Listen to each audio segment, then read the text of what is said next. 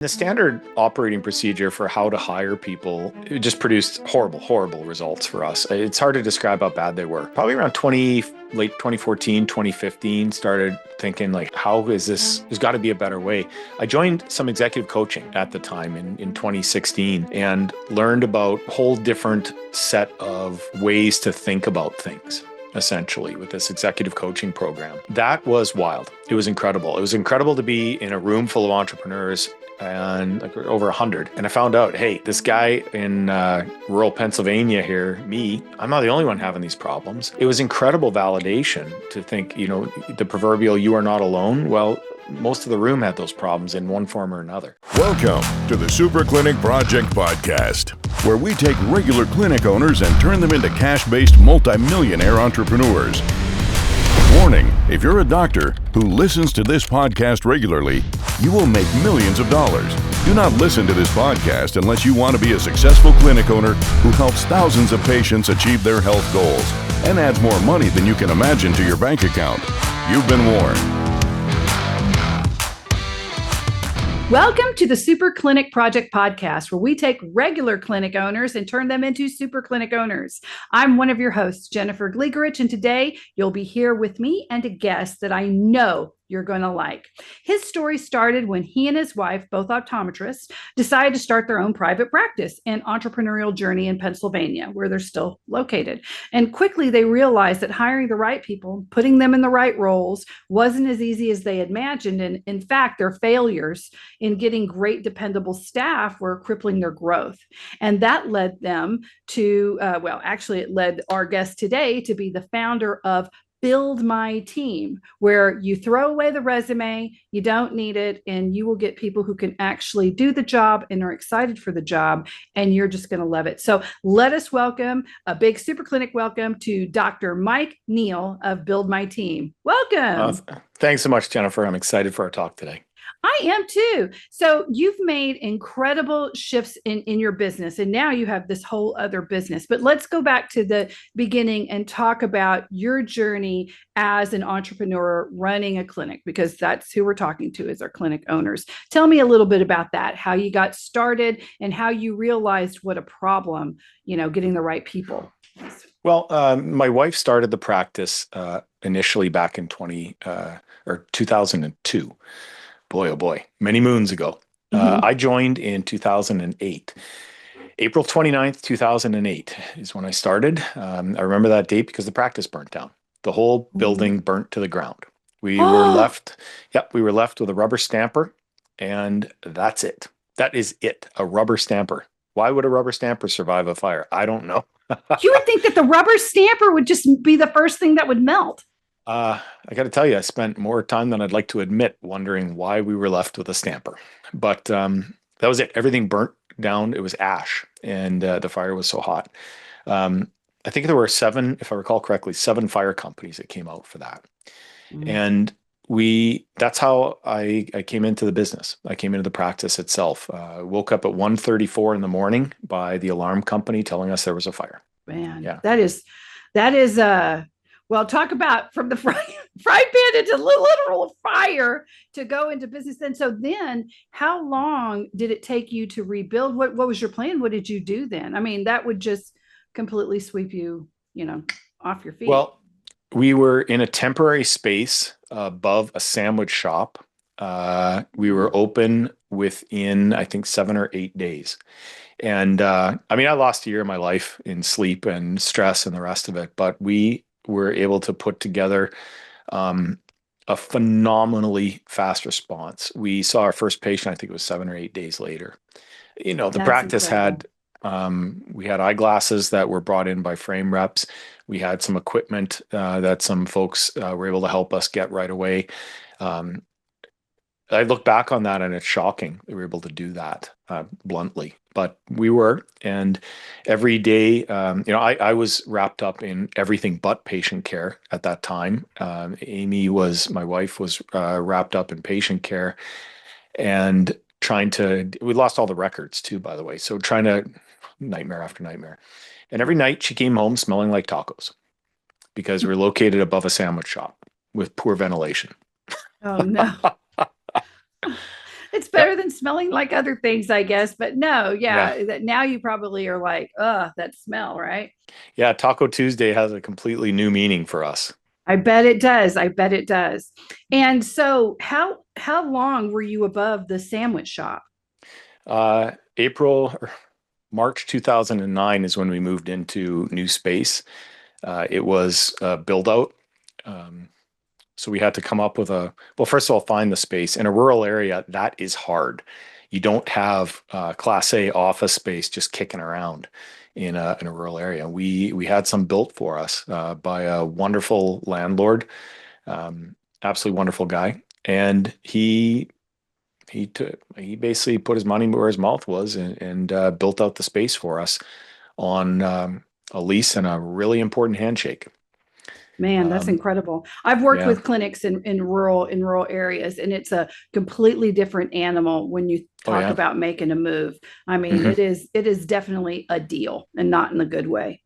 Oh, Um, yeah, absolutely. It was very difficult, but we made the move in March of 2009 and still in that location. Absolutely fantastic. Love it there. oh, good, good. And so when did you start hiring staff? Did you have staff above the taco shop, or did you wait until you went into your build out? No, we did. And there were some transitions there pretty quickly because of the stress, the this, the that surrounding it. Um, and so we ended up keeping those folks. One fellow had to leave due to a family situation, etc. But we were able to move into the new space, hired people, and we were so lucky, so lucky to be able to pull that off. I mean, I remember being interviewed the day after the fire on the local TV station. And I Oh, told them we were going to rebuild the practice. We would be open within a couple of days. And the reporter was blown away by that. And I said, well, we've got wonderful people that are helping us. We are, I don't think I mentioned it, but we were working 20 plus hours a day, productive too, and got it done. Yeah, That's very just fortunate. that's just absolutely amazing. But when you do have good people around you and you put in the work, it is amazing what you're able to do. So Yeah. now you're in your new building and you have a couple of staff. Tell me a little bit about that journey. I want to transition into the purpose of it, like why how Build My Team came into existence, because it took almost 15 years for you to do that. But let's talk a little bit about the hiring aspect Ugh. of being a clinic owner. Yeah, I think I would refer to after the fire, in a lot of ways, those were the dark years, the very difficult Mm. years, hiring wise. We're in a small area, very rural. We don't have a talent pool, we have a talent puddle. And it was a couple inches deep max at that point in time. We were trying to hire experienced people. We were trying to hire, I say trying, I mean, we did hire that way as best as we could. A lot of people, we don't have experience in a rural area. I remember saying to somebody that it was more likely for an optician, I'm sorry, to get a hire an eye doctor than it was to find an optician in our area, the eye doctor versus a person that does the glasses. And, what we realized over time is, especially with that position, is we have to train them. It's totally trainable. They're the position is trainable as long as you are training a trainable person. And it turns out we weren't over and over and over again. Part of this is a trainer, part of it was the trainee, but we just had the wrong people. Jennifer, that's the crux of this whole problem. We brought on the wrong people So repetitively. but they don't seem like the wrong people because Nope. you were following what everyone does, right? You were Yeah. putting ads out and getting people in and Yeah. checking boxes that you worked Hmm. for this doctor before, and what was that like, right? And Yeah. go ahead. Well, I think there are a couple things that were really problematic about the approach. We tend to believe people as docs when they tell us something. You don't think that somebody's just going to make stuff up or, embellish. I mean, when patients do that clinically, a lot of times you can tell, but flat out cook stuff up is not something you're accustomed to being a doctor, right? I And have a good in, story on this. We just had a oh, yeah. client who hired and they need an admin assistant. And this person was like, I've done EHRs, I've worked in lots of different spreadsheets Oh boy. and blah, blah, Oh blah, blah, blah. boy. Right. And they were like, okay, great. They had a resume of experience. They were an older, I would say, they had like 15 years experience. They weren't right out of the, like the turnip truck. That shows you how old I am. But yeah, who didn't Yeah. just fall off a turnip truck. They'd been around and they had been at other places. They did references and they were like, yeah, but they were like, so is there anything you can tell me? Very generic sort of questions. Yeah. And then they started training and it took them two people just to teach this person how to access spreadsheets. And they didn't even know how to scroll up and down inside of Excel. And Ugh, I get. the client called me and said, Oh my God. am I being ridiculous? And I was like, no, that person catfished you completely of to Yeah. who they were. You don't wait. Well, maybe I should give them more time. Maybe I need to be more. And I was like, no, you were lied to. That's not someone that you can invest time in. You have to let them go. Right. And funnily enough, the call was like, hey, we really needed you to be able to do, and they were like, okay, they knew they were lying. Yep. There's no fight with that, right? Hmm. But I thought it's nuts, but I've seen it over and over again. You don't think people will lie about skills, but they will. Yeah, and I think a lot of like, let's face it, doctors and practice managers tend to be extremely ethical people, and we extrapolate our worldview onto the rest of the world, especially job candidates. Don't do that. I mean, flat out, don't do that.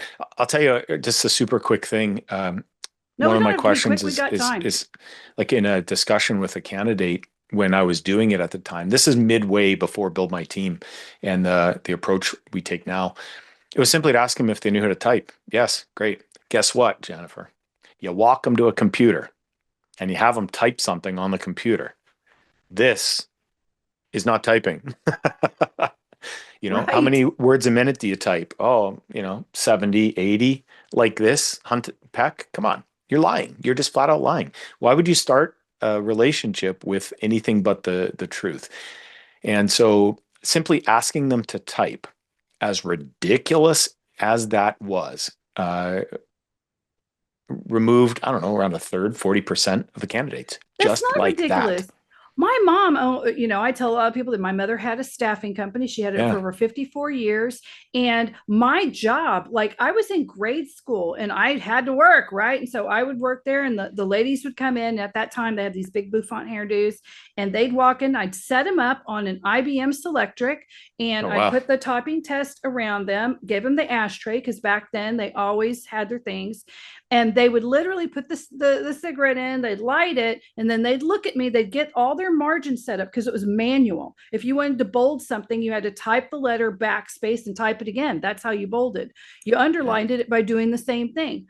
And they would do their little, set it up. And then I would turn the timer and then they would go. And that cigarette never left their mouth through this 5-minute typing test. And then I got to grade the test and then I would give them a score, right? Like how many words per minute. And I had a little sheet that showed me how to do it, right? And I'm now as an adult, I was impressed that they could do 70 to 80 words a Hmm. minute while doing the backspace, making Oh, yeah. everything look That's wild. perfect. Yeah, I mean, these women had talent, but also too, the ash from that cigarette would never fall. Like they had that timed more than anything else. But Oh, goodness. it was crazy. But then they also had to do a spelling test, a basic can you do a spelling Right. test? And then they had a real basic grammar test that had to do with, business letters. Would you put a Right. dear sir? How would you do the CC at the bottom? And Yeah. so for anyone who was secretarial, that was the most basic things they needed to know, right? And and you didn't get people that were lying then because it was just assumed you would be tested on it. Right. So Yeah. being tested should be, like now knowing that people don't even test them, it was like, well, they could say anything. Right. And they do, Jennifer. That's the crazy thing. They do. So when Um, the person came up and they're typing, I'm just very curious because I know we have a little bit of time here and they're just like sitting there doing with their fingers. How was your reaction? I smiled I asked them if that was 70 words a minute, that particular person. They smiled back. They knew the gig was up. Like, you've been busted. You lied. You've been busted. Out you go. Yeah. Don't let the door hit you in the you know what on the way out. You Yeah, just you lied wasted to me. everybody's time. Sayonara. So you're going through all of this. How long did it take for you to start going, you know what, there's got to be a better way to do it? Because you've Yeah, been well, following the rules, the quote unquote rules until this point. yeah, I mean, the standard operating procedure for how to hire people, it just produced horrible, horrible results for us. It's hard to describe how bad they were. And, as far as, boy, probably around late 2014, 2015, started thinking like, how is this? There's got to be a better way. I joined some executive coaching at the time in 2016 and learned about just a whole different set of ways to think about things, essentially, with this executive coaching program. Um, that was wild. It was incredible. It was incredible to be in a room full of entrepreneurs and like over 100. And I found out, hey, this guy in rural Pennsylvania here, me, I'm not the only one having these problems.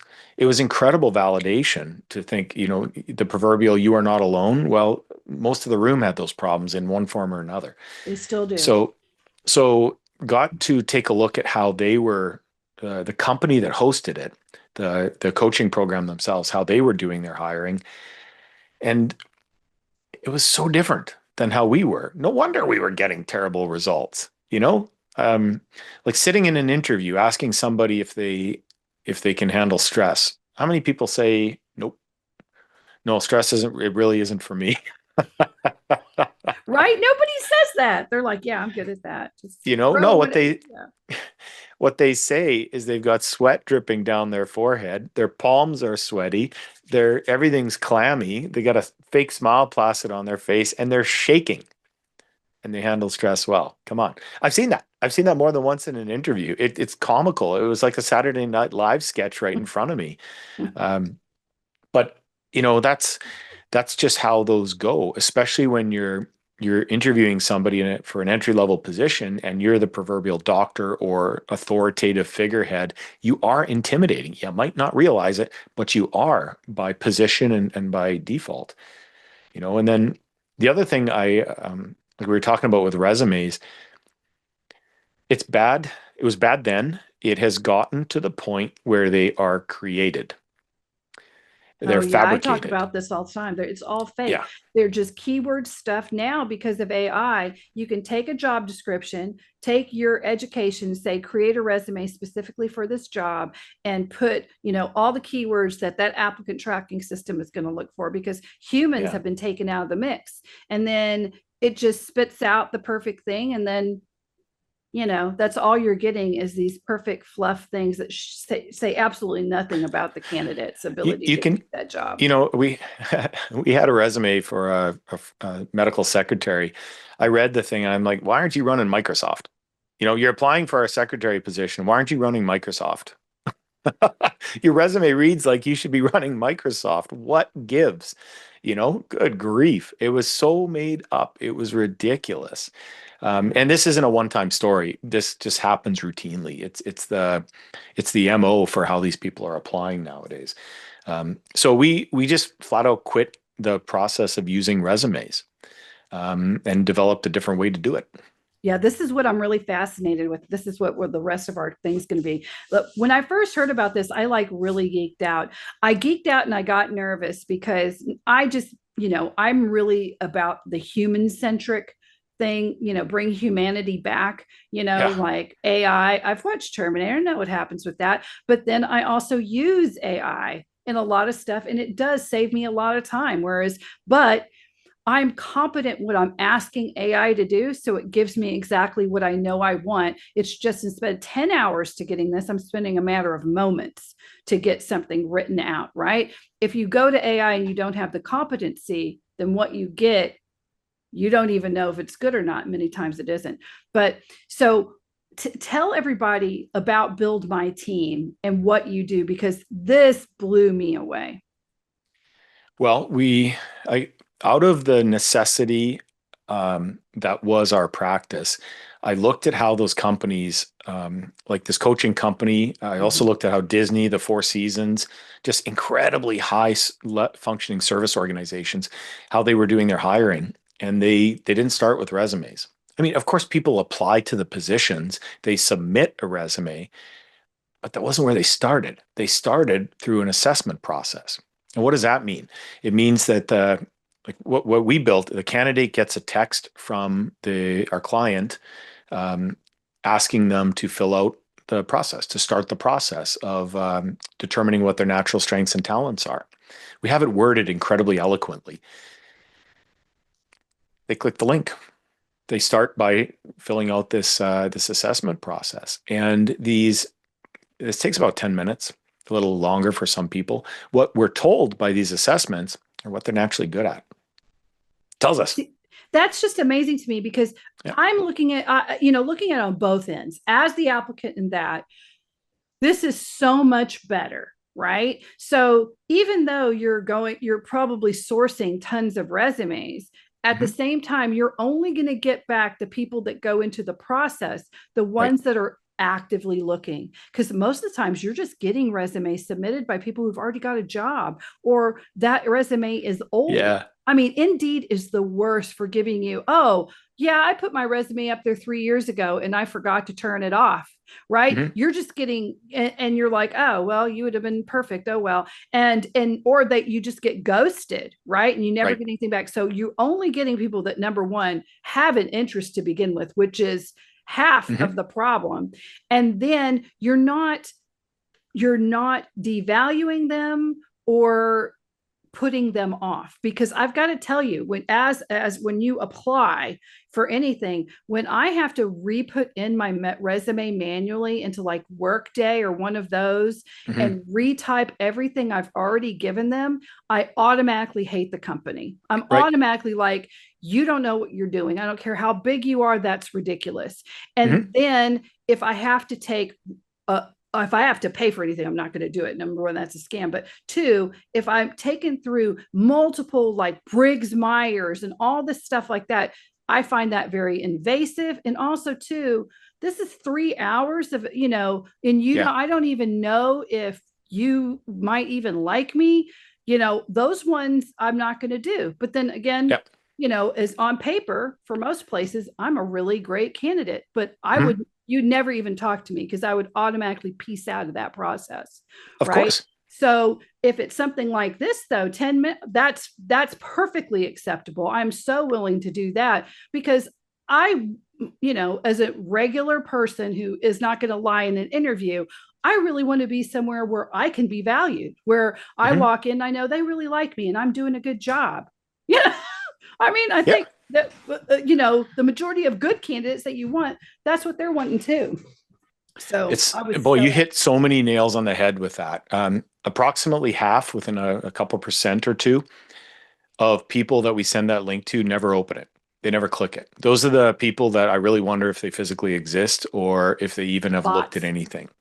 Tire kicking is one thing, but could be bots, could be otherwise. And remember, those resumes that get submitted to your business, your practice, you're printing all those out whether the person exists or not. You're reviewing them whether the person exists or not. So for what we found out, there's so many learnings from this. We cut the amount of completely wasted time on step one by half. That's Step just one. amazing. I mean, it's Yeah. it's huge. It is Yeah. huge for an organization to not have to do that. I was so excited to hear it because I've done a lot of HR. I've worked. I mean, I was a headhunter for a while. Mm-hmm. My mother owned the staffing agency. Then I became under my early career was all in staffing. But I work with clinic owners all the time. I've physically been in service Yeah. based businesses, and it has just gotten harder and harder because the overwhelm of just getting these tons of resumes and going, you're in Ohio, I'm in Texas. How did you even get here? Like, I have to sit there and read your life story. You didn't send a cover, you didn't tell me anything. And it just, there's the people that are completely don't even live there, have no idea they were submitted. And all of that is time. And time should be at a premium. You know, so our system there's a couple things I want to mention. Our system's automated. And at the end of the automated process, it gives a thumbs up as to whether or not the person can do the job. We can get into details more if you want. But we also have the most boneheaded questions that we ask these candidates. And you hit the nail on the head. One of the questions we ask, and these are what we call our knockout questions. Okay, so our software automatically gently removes people from the application process if they don't meet the criteria. One of them is simply, how far do you live from this particular practice? Well, guess what? If you are an hour away in a city, do you think there's a chance that that person ever stays at your practice for more than 2 to 3 weeks? Like, no, that's a flat out no. desperation. That is a Desperation. unless they move. Right. They would have to be stellar and say, I'm looking to move. If this works out, I will get an apartment here. They've got to be mobile. I've been in my house 20 years. They're not moving. Right. We accommodate for that. I'm moving into the area. I'm looking at this position. We accommodate for that. Another is, here are the hours of the practice. Are you able to work these hours? Well, you'd be shocked at how many people can't. Like congratulations. I know you want a job that pays you full time to work from 10 to 2 on a Thursday and a Friday with a 2-hour lunch. God bless America. I really hope you nail one of those positions, but it's not with us. It's not with our client. This is a position where you have to show up to take care of people. I get passionate about this, but it gets very frustrating when we see in mass that these effects are happening around the country and they're just categorically wasting everybody's time. That's why we put these things in place. We're also looking for, we want them to make the first offer on a comp, like an hourly wage. If your practice is offering maybe $15, $17 an hour and they offer 12, you don't offer them 12. Offer them 13, 14, that type of thing. It gives them a huge step up, gives them runway to provide that value. You protect your practice at all times, and the candidate's thrilled. Yeah. So there's a whole bunch of those that we're doing. But the main, that's low though. I don't know anybody who's paying under 20 something now because of what it tells you is that the person's desperate. So you have to be careful. They're lowballing you, and you have to be very cautious about that. So those are things that our team members help our clients with. But the main purpose of what we did to remove the resume was to determine people's natural strengths and talents. And things like, and by the way, this is again automated before we meet the person, before we even know if they're male or female, what they look like. None of that matters. It's determining their strengths and talents. And the output of this process is what we call our insight report. And the insight report is a couple-page PDF that summarizes everything this candidate's good at. That's what a difference that makes. That's why I was so excited when I heard about it. Number one, the automation point, to be able to know that there is something out there that had clinics in mind, because healthcare professionals are different. It's a different beast than retail or a legal firm. Of course. And so to be able to do the strengths for that particular job in this particular niche, you might get someone who maybe they didn't graduate, right? But yet everything else is perfectly aligned and they're going to be an awesome person. You would be able to find these types of people that are going to be your best employee, that's somebody that you just love seeing every day. There is no doubt about that. We don't work based upon experience. So we don't hire doctors, and we can hire for experience, but we generally find it's completely unnecessary. Obviously for unlicensed positions or to get people into licensed positions, it's unnecessary. We've demonstrated over and over again that to get an A+ applicant who is really going gangbusters for this position, they really want to do it. They're smart. We know because we measure their speed of learning. We know how smart they are. And getting that person into the position, they don't have to unlearn anything, Jennifer. You don't have to try and tell them, I know you did it at Dr. Smith's office that way, but we're not Dr. Smith.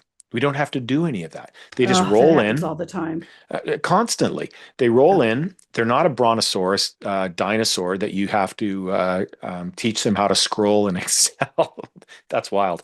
It You know, was you that don't. was I thought that was wild, and they weren't even that they were just like I I know. want to say older, but not that older. But it's the mindset. You can get Yes. someone in their 20s that have this mindset. They were taught that one way, and they just want to do it that one way. And Right. then you can get someone who's in their 50s or 60s, and they may be like super nimble, Right. and they just sit there and like, okay, I'm gonna dump with that, and I'm gonna learn this. Yeah, and that's why our software makes these suggestions. It gives a thumbs up, and it doesn't know the person's age, it doesn't know their gender, it doesn't know their race. It is literally we don't know any of that stuff when those finalists are selected. So, you know, it's so frustrating. You contrast this to sitting across a desk or a table from someone where, yes, I'm great at everything they tell you in the interview. Um, I created sliced bread. I cured cancer yesterday afternoon. You really need to hire me. Come on. Yeah. But this is what you hear when you're interviewing with people. Or worse, they sit there and they clam up because they don't know what to say or otherwise.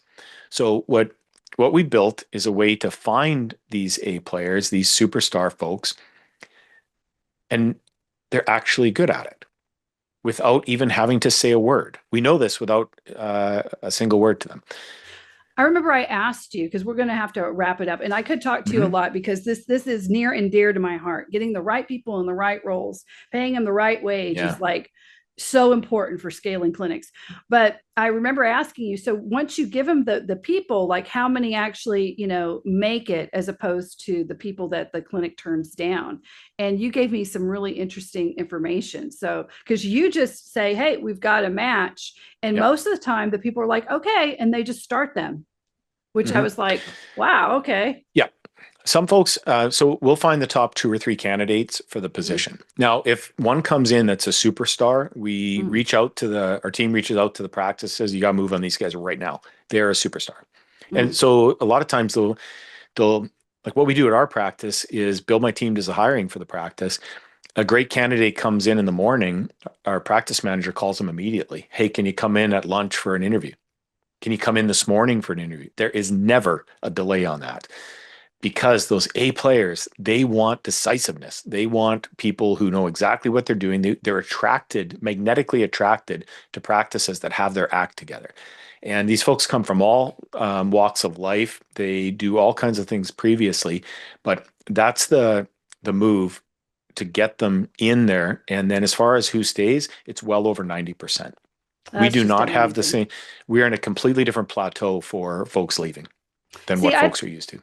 I can see that because an A player wants to be wanted and they want you to recognize, like, if you're really good at something. I mean, Yeah. there's a lot of people who have imposter syndrome, but pretty much if you're a good player, right? If you're good at something. And so when you want to be recognized for that, right? I'm not Yep. some schlub, Right. and so if the company responds in time, you're automatically like, yeah, you recognize my greatness, right? But Hmm. then you go in, you have a conversation, you're much more willing to accept a job like that, feel like you're going to be valued, Right. and negotiate because they knew, and you'd be like, well, they really recognized me. And if you have a good Hmm. conversation, it's good, but it's going to be a match. So anyway, Yeah. guys, we're gonna have to end it. So, but tell me, what were you going to end it on before we go?